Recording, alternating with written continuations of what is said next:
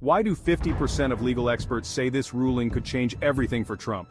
The judge has delayed ruling on whether presidential immunity should have shielded key evidence from the jury, a move that could potentially overturn Trump's conviction.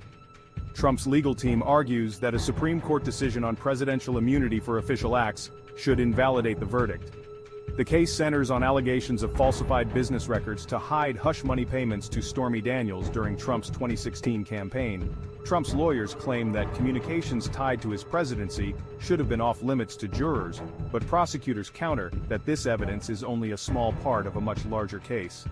The judge's forthcoming decision will have significant implications for Trump's legal battles and could redefine the scope of presidential immunity.